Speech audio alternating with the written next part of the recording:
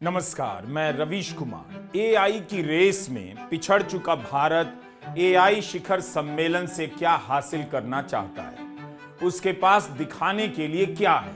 यह सवाल आपको चुभ सकता है तो चुभना चाहिए। आप हमारे वीडियो को पूरा देखिएगा। हम बताएंगे कि इतने बड़े सम्मेलन का आयोजन करने वाली सरकार खाना पूर्ति के मोड से बाहर नहीं आ सकी है। नीति आयोग की रिपोर्ट का हम मूल्यांकन करेंगे कि कैसे यह रिपोर्ट एआई पर होते हुए भी आपदा प्रबंधन पर बनने वाली उबाऊ और बेमतलब की रिपोर्ट की तरह लग रही है। एआई पर एक नया मॉडल आता है और पिछला सब बदल जाता है। यह सब कुछ हफ्ते से लेकर महीने के भीतर हो जाता है। इस सेक्टर में एक सदी पर एक महीना भारी पड़ रहा है और भारत का नीति आयोग अपनी रिपोर्ट में एआई के लिए 2035 और 2047 का टारगेट लिखता है। अगर इस बात पर पेट पकड़कर हंसी ना आए तब फिर आप कब हंसेंगे? आपको वीडियो देखना होगा और कमेंट में जाकर अपनी बात विस्तार से लिखा भी कीजिए। भारत की 5 बड़ी आईटी कंपनियों का अनुभव अब 40 से 45 साल का होने जा रहा है। हाई स्किल लेबर और ग्लोबल अनुभव के बाद भी क्या आपने इनमें से किसी का भी नाम एआई के मोर्चे पर टॉप 10, टॉप 20 में सुना है? भारत की सॉफ्टवेयर इंडस्ट्री एआई में लीडर क्यों नहीं बन पा रही है? कभी सोचा है आपने इस सवाल पर? तो सोचिए। एनवीडिया, माइक्रोसॉफ्ट, गूगल की Alphabet, Amazon, Open AI, Anthropic, Tesla, Databricks, Meta, Mistral, ज्यादातर कंपनियां अमेरिका की हैं। केवल मिस्राल फ्रांस की और डीपसीक और मिनीमैक्स चीन की कंपनी है।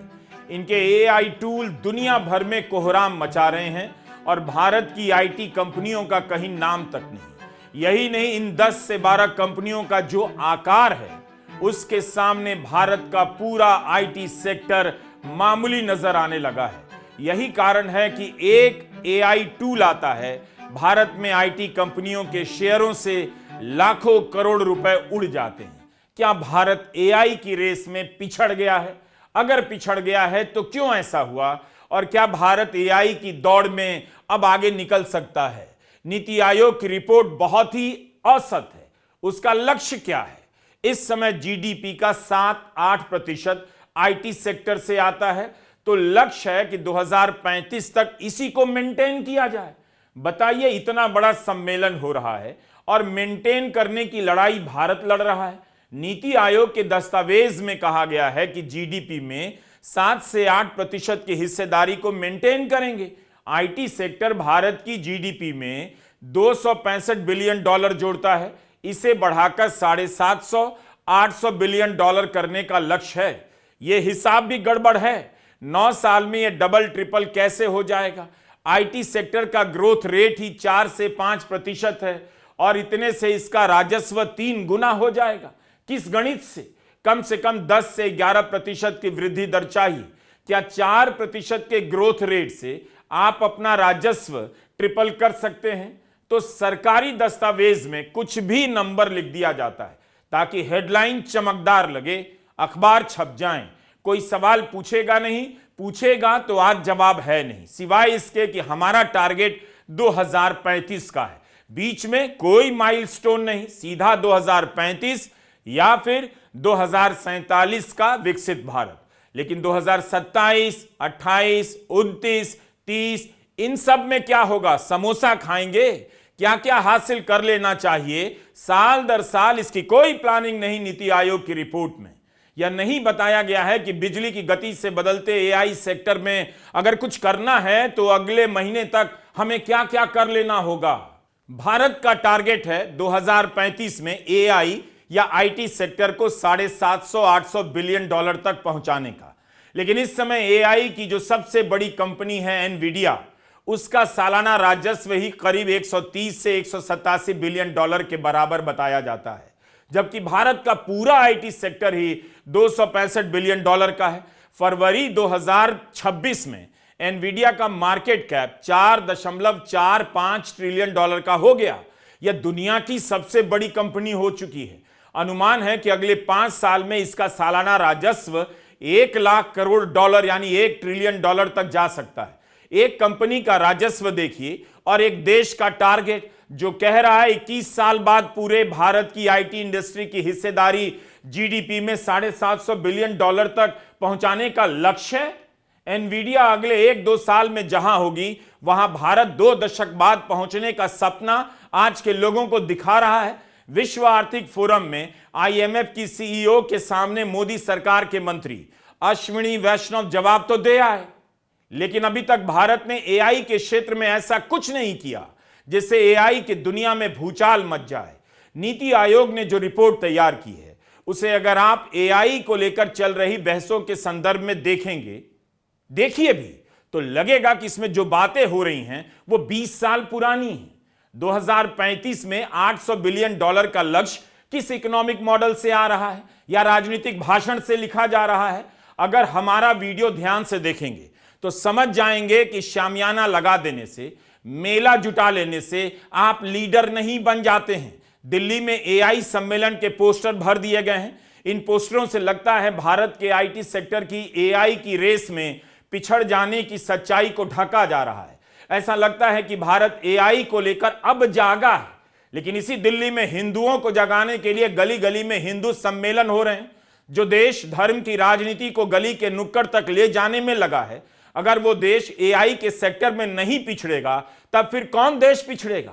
जिन सॉफ्टवेयर कंपनियों में लाखों भारतीय नौजवान दिन रात जागे रहते हैं, वो कंपनियां एआई क्रांति की पहली दौड़ में सोती नजर आ रही हैं। अगर एआई सम्मेलन का मकसद माहौल बनाने भर से है तो इससे कुछ नहीं होने वाला है। एआई को लेकर यहां बातें होंगी, जिन कल्पनाओं को लेकर रिपोर्ट बनाई जाएंगी उस पर हर दिन ही रिसर्च पेपर आ रहे हैं, अखबारों में लेख छप रहे हैं। इसी दिल्ली में G20 को लेकर कितना माहौल बनाया गया, लेकिन 1 साल में सारा माहौल लापता हो गया। लेकिन G20 के पोस्टर आज भी आपको दिल्ली के कोने कोने में दिख जाएंगे। ऐसा ही माहौल मेक इन इंडिया के समय बनाया गया। ये शेर का कदम है, ये लाइन का स्टेप है। Make in India, make in India को शेर का कदम बताने वाली प्रचार में मास्टर मोदी सरकार ने मेक इन इंडिया का लोगो यानी यह शेर लोधी गार्डन में भी लगा दिया, वरना इस लोगो की यहां क्या जरूरत थी? करीब 12 साल बाद इस शेर में चमक नहीं बची, जंग खाने लगा है। दिल्ली के लोधी गार्डन में मेक इन इंडिया का यह शेर किस तरह से बेकार पड़ा नजर आता है। दिल्ली के तमाम बड़े लोग, सांसद, आईएएस मंत्री इस लोधी गार्डन में टहलते हैं, अपनी तोंद पिचकाते हैं। उन्हें यह जंग खाता शेर दिखता ही नहीं। मेक इन इंडिया स्कीम के लॉन्च होने के 2 साल बाद 2016 में मुंबई में मेक इन इंडिया वीक के इस कार्यक्रम को याद कीजिए।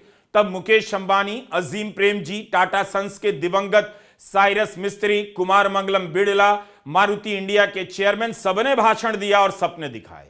2014 में मेक इन इंडिया के लॉन्च के समय के इस वीडियो को आप देखिए जाकर। लॉन्च प्रोमो की दूसरी लाइन में लिखा था, हार्डवेयर से सॉफ्टवेयर तक जाना है। आज भारत मैन्युफैक्चरिंग सेक्टर में भी पिछड़ चुका है और आईटी सेक्टर में भी। I invite everyone sitting here and also those not here to be a part of India's unfolding story. This is the best time ever to be in India, and it is even better to make in India. Thank you very much. Thanks a lot. Thank you, Honorable Prime Minister. AI का यह सम्मेलन तब हो रहा है जब AI की दुनिया में अमेरिका की कंपनियां धाक जमा चुकी हैं, जब भारत पिछड़ गया है। एआई इंडिया मिशन के तहत मोदी सरकार अगले 5 साल में 10,300 करोड़ रुपए देगी। एआई की कंपनियां $1 ट्रिलियन की हो रही हैं और आप 10,000 करोड़ हाथ में लेकर खड़े हैं। ओपन एआई ने $10 बिलियन करीब 1 लाख करोड़ तक खर्च कर दिया। माइक्रोसॉफ्ट $13 बिलियन और भारत सरकार का मिशन 10,000 करोड़ का, वो भी 5 साल में। आप कह सकते हैं कि सरकार कुछ तो कर रही है, सोच रही है, दिशा दे रही है, बिल्कुल ठीक बात है, लेकिन इसे कुछ ही तक समझा जाना चाहिए। यह भ्रम नहीं पालना चाहिए कि बहुत कुछ किया जा रहा है। ठीक है, कुछ नई कंपनियों को मदद मिल रही है, लेकिन इसका जवाब तो मिलना चाहिए कि 30 साल 40 साल का अनुभव रखने वाली लाखों करोड़ की आईटी कंपनियां जैसे Infosys, Wipro, HCL, TCS AI में क्यों पिछड़ गई? क्या इन्हें भी सरकार की मदद चाहिए? क्या ये कंपनियां इंतजार कर रही थीं कि कोई नीति बने, नीति आयोग की रिपोर्ट आए, तब जाकर एआई का विकास करेंगे? किसे झांसा दिया जा रहा है? अब देखिए क्या हो रहा है। सम्मेलन के नाम पर भगदड़ मचाई जा रही है। दिल्ली, गोवा, तेलंगाना, ओडिशा में 500 प्रकार के सत्र होंगे, 500, और इनमें 3000 से ज्यादा वक्ता भाषण देंगे। अब आप बताइए, 500 सत्र, 3000 वक्ता, इतना भाषण, इतनी रिपोर्ट, इसका कहीं कुछ असर होगा? या ये सब इसलिए किया जा रहा है ताकि एआई के सम्मेलन को मेला में बदल दो, नंबरों में बदल दो और माहौल बना दो ताकि लोग समझ ना पाए क्या हो रहा है? बस 500 सत्र, 3000 वक्ता। लेकिन इससे होगा क्या? हम smart city, make in India, skill India के समय का माहौल देख चुके हैं, G20 के समय का माहौल आप देख चुके हैं। आप एआई के नाम पर कुंभ का आयोजन कर रहे हैं, अलग अलग राज्यों में प्रचार का माहौल बना रहे हैं, और उधर अमेरिका की कंपनियां बिना यह सब किए एआई के क्षेत्र में नए नए टूल बना रही हैं, तहलका मचा रही हैं। क्या ट्रंप ने अमेरिका में ऐसा किया? बाइडेन ने किया, कुंभ का आयोजन किया, एआई कुंभ। 2015 में मोदी सरकार ने डिजिटल इंडिया लॉन्च किया, बड़ी बड़ी बातें की गई। 2026 में भारत एआई की दौड़ में कहां खड़ा है? उन सपनों और तैयारियों का क्या हुआ? आप सरकार से पूछते क्यों नहीं? I dream of a digital India where high-speed digital highways unite the nation. एक जमाना था हाईवेज के लिए मांग होती थी, अब अकेले हाईवे से चलने वाला नहीं है, आई वेज भी चाहिए, इंफॉर्मेशन हाईवे भी चाहिए। I dream of a digital India where 1.2 billion connected Indians drive innovation. I dream of a digital India where knowledge is strength and empowers the people. I dream of a digital India where access to information knows no barriers. भाषण आज भी होंगे और भाषण कल भी हुए हैं, स्लोगन आज भी गढ़े जाएंगे, पीपल, प्लैनेट और प्रोग्रेस, ऐसे बहुत सारे स्लोगन गढ़े गए और तालियां बजीं, और कुछ साल बाद हम असफलताओं की ढेर में धंसे नजर आए। हम ये बात क्यों कर रहे हैं? इसलिए कह रहे हैं कि आईटी सेक्टर में कहा जाता है भारत के पास सबसे कुशल लोग हैं, दुनिया को भारत के इंजीनियर की जरूरत पड़ती है। तब फिर भारत एआई में क्यों पीछे रह गया? क्यों सरकार की मदद मांग रहा है? आज 265 अरब डॉलर के निर्यात वाला यह सेक्टर क्यों भरभरा रहा है? ओपन एआई ने जीपीटी बनाया, गूगल ने जेमिनी, एंथ्रोपिक ने क्लॉड, मेटा ने लामा और चीन ने डीप सीक। इन सभी को फाउंडेशन मॉडल कहा जाता है। इनमें से एक भी भारत से नहीं बना। एक तरह से यह बेस रेसिपी है और इन्हीं पर एआई का उत्तरोत्तर विकास होता जा रहा है। भारत सरकार इंडिया एआई मिशन के तहत कई एआई कंपनियों की मदद कर रही है। सर्वम एआई, सॉकेट एआई के अलावा आईआईटी बॉम्बे की भारत जन परम 2 भी इस सम्मेलन में लॉन्च होने जा रहा है। लेकिन क्या ये सभी जीपीटी के स्तर के आसपास भी हैं? क्या इन्हें लेकर दुनिया में बातें भी हो रही हैं? फिर क्यों एंथ्रोपिक के क्लॉड के कारण भारतीय टेक कंपनियों के शेयरों के भाव लाखों करोड़ कम हो गए? अपनी गली में छक्का मारने वाली कंपनियों के बूते ओलंपिक में मेडल जीत लेने का सपना देखना ठीक नहीं। गली में क्रिकेट खेलने से आप नेशनल टीम में पहुंच सकते हैं, मगर गली में क्रिकेट खेलना पड़ेगा। गलियों में इन दिनों भारत के हिंदू सम्मेलन कराए जा रहे हैं। एआई सम्मेलन वहां कराने की जरूरत है। अमेरिका ने चीन पर प्रतिबंध लगाया, तब भी चीन ने डीप सीक बनाकर तूफान मचा दिया। भारत पर तो प्रतिबंध भी नहीं, फिर भी भारत क्यों पीछे रह गया? हम भले भारतीय भाषाओं में काम करने के लिए मॉडल बना रहे हैं, एआई मॉडल की जरूरत है इस सेक्टर में, अच्छे भी बन सकते हैं, लेकिन इस भ्रम में नहीं रहना चाहिए कि भारत ने एआई की रेस में अपना घोड़ा दौड़ा दिया है या खोल दिया है, या भारत की कोई कंपनी एआई के मामले में दुनिया की कंपनियों को अब छकाने की स्थिति में आ गई है। कम से कम आज तक तो ऐसा नहीं है। एआई का तूफान आ रहा है, आ चुका है। भारत इस क्षेत्र में अपनी सबसे बड़ी नाकामी के साथ खड़ा नजर आ रहा है।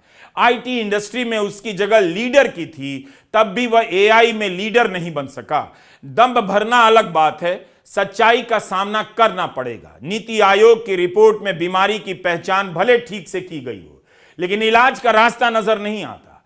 इस रिपोर्ट में सरकार के लिए सुझाव दिए गए हैं।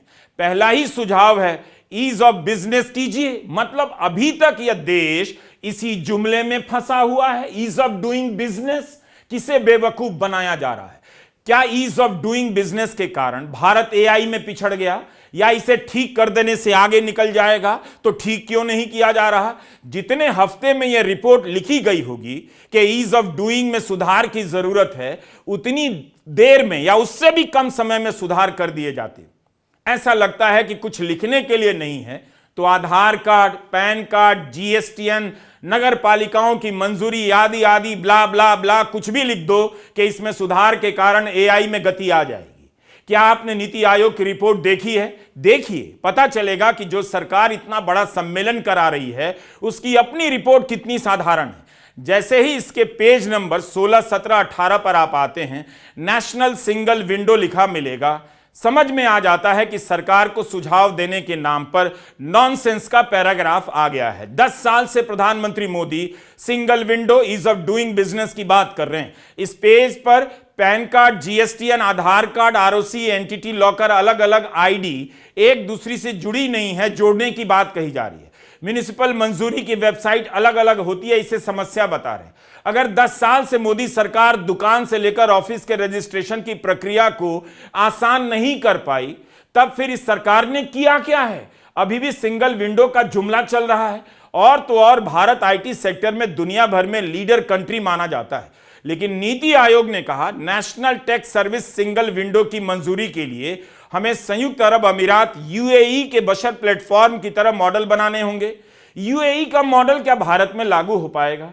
2014 से प्रधानमंत्री के पद पर हैं, मीटिंग पर मीटिंग, टारगेट से टारगेट, हर वेबसाइट भरी पड़ी है और सीखना है हमें संयुक्त अरब अमीरात के बशर प्लेटफॉर्म से।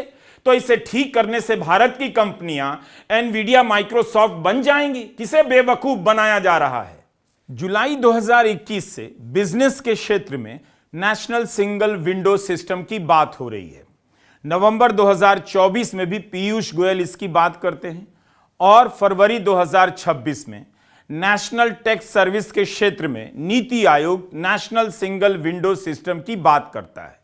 अभी तक ये सभी बिजनेस के लिए सिंगल विंडो सिस्टम नहीं बना पाए और आइडिया खेल रहे हैं। आपको कोई यूट्यूबर इस तरह से नहीं बताएगा। आप खुद भी नीति आयोग की रिपोर्ट जाकर पढ़ें, आपको पता चलेगा कि अगर एआई पर नीति आयोग की यह रिपोर्ट है तो इस सेक्टर का भविष्य अंधकार में। एक से एक लेख हैं, रिपोर्ट हैं एआई पर, दुनिया भर के अखबारों में छप रहे हैं, इंटरनेट पर मौजूद हैं, लेकिन उनमें सबसे औसत नीति आयोग की रिपोर्ट है।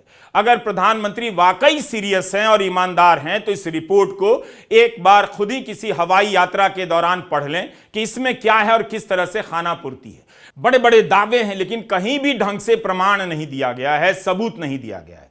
जवाबदेही की बात तो है भी नहीं कि कौन करेगा, कैसे होगा। फेलियर भी तो हो सकता है, उसकी तो कल्पना तक नहीं। रिपोर्ट लिखने वाले लोगों के फोटो और परिचय तो शानदार जानदार हैं, लेकिन इसे पढ़कर नहीं लगता इतने अनुभवी लोगों की बैठकों का यह निचोड़ है। इस रिपोर्ट में सुझाव के नाम पर कुछ भी जैसा लिख दिया गया है। लिखा है भारत में सॉफ्टवेयर सेक्टर में 70 से 80 लाख लोग काम करते हैं और इनमें से ज्यादातर एंट्री लेवल, जूनियर लेवल पर काम करते हैं। इनमें से बड़ी तादाद में लोगों की नौकरियां प्रभावित हो सकती हैं। खुद ही एक तरह से सच्चाई बता रहे हैं कि भारत के आईटी सेक्टर में ज्यादातर लोग जूनियर लेवल पर काम कर रहे हैं। तो कहिए ना, 40 साल बाद अगर यहीं तक पहुंचे हैं तो हम एआई को लेकर कहां तक पहुंच सकते हैं, इस पर भी गंभीरता से सोचना चाहिए या फिर इस सवाल को छोड़ देना चाहिए। नीति आयोग ने कहा कि इनमें से जिनकी नौकरी जा रही है उन्हें फिर से ट्रेनिंग देकर काम दिलाने की जरूरत है। रिपोर्ट पढ़कर लगेगा बात तो सही है, लेकिन सरकार पहले यह तो बताए कि 2 साल में एआई से कितने लाख इंजीनियर की नौकरी गई, कितने हजार इंजीनियर को नौकरी नहीं मिली, नौकरी जाने वालों का डेटा रखा जाता है कहीं, इसका कोई रिकॉर्ड है? लेकिन द केस फॉर एक्शन वाले हिस्से में लिखा है 70-80 लाख लोगों की नौकरियां खतरे में हैं और इस बात को एक छोटे से पैराग्राफ में निपटा दिया गया। क्या यह इतनी छोटी बात है? उसमें कुछ भी विस्तार से नहीं कि इन्हें कैसे रीडिप्लॉय करेंगे, रीस्किलिंग का बजट कितना है, प्लान क्या है, कुछ भी नहीं। बस लिख दिया गया है रीस्किलिंग से 15 लाख लोगों की नौकरियों को बचाया जा सकता है, लेकिन खतरा तो 70-80 लाख लोगों पर है। बाकी 60 लाख लोगों का क्या होगा? इस सवाल पर चुप्पी क्यों है? टेक खरबपति विनोद खोसला कह रहे हैं एआई बीपीओ सॉफ्टवेयर इंडस्ट्री को खा जाएगा। क्या हम ऐसा भारत देखने जा रहे हैं जहां एआई के चलते लाखों लोगों का काम खत्म हो गया? बेंगलुरु, पुणे, दिल्ली, हैदराबाद जैसे शहर खाली हो गए, हजारों लोगों के काम करने वाले दफ्तर खाली हो गए। यहां 1 महीने में एआई दुनिया बदल दे रहा है और हम टारगेट 10-20 साल का बता रहे हैं। बोल्ड लेटर में स्लोगन लिख देने से कुछ होगा नहीं। अगर कुछ हुआ होता तो दिल्ली और यूपी की गली गली में हिंदू जगाओ सम्मेलन नहीं करना पड़ता। राहुल गांधी ने एक बात कही, लड़ाई डेटा की है। भारत दुनिया में सबसे अधिक डेटा जनरेट करता है और डेटा है किसके पास? अमेरिका की कंपनियों के सर्वर पर। नीति आयोग की रिपोर्ट में इस सवाल का जवाब ही नहीं मिलता कि भारत डेटा पर दावेदारी कैसे करेगा। And if the Americans want to protect their dollar, the key to that is Indian data. Why? Because the Chinese have a data pool of 1.4 billion people.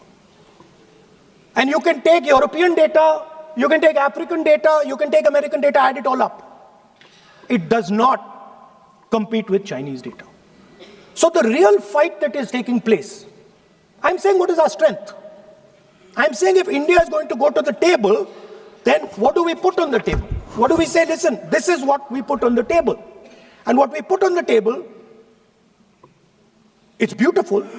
What we put on the table is our people.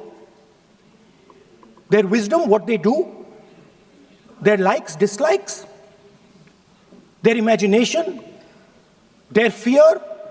This suddenly in the 21st century has got value. techpolicy.press में अपार गुप्ता ने ठीक ही लिखा है कि flyover को रंग देने से, डिवाइडर पर गमले लगा देने से आप शिखर सम्मेलन का माहौल तो बना लेते हैं, लेकिन ऐसे सम्मेलन खुलकर विचार विमर्श का केंद्र नहीं बन पाते। कहने के लिए 500 सत्र हो रहे हैं अलग अलग राज्यों में, लेकिन इंटरनेट फ्रीडम, पहचान और प्राइवेसी पर एआई के प्रभाव को लेकर काम करने वाले लोगों को, सरकार की आलोचना करने वाले संगठनों के वक्ताओं को क्या मौका दिया जा रहा है? क्या उन्हें बुलाया गया है? एआई सम्मेलन का उद्घाटन प्रधानमंत्री नरेंद्र मोदी करेंगे। उससे पहले हमारा यह वीडियो अपलोड हो चुका होगा। आपके लिए भी अच्छा है, हमारे वीडियो में जो सवाल उठाए गए हैं, आप उन सवालों के साथ प्रधानमंत्री के भाषण को देखिए। सरकार से पूछिए कि एआई है, नदी पर पुल बनाने और एक्सप्रेसवे बनाने का प्रोजेक्ट नहीं है। 2035 की बात छोड़िए, बताइए अगले 3 महीने में क्या होगा। हमने इस वीडियो में सरकार और भारत की सॉफ्टवेयर इंडस्ट्री दोनों की क्षमताओं और तैयारियों पर सवाल उठाए हैं। उस जमीन को ठीक से देखिए जिस पर खड़े होकर हम आसमान की तरफ देखने वाले हैं। आसानी हो सकती है। नमस्कार, मैं रवीश कुमार।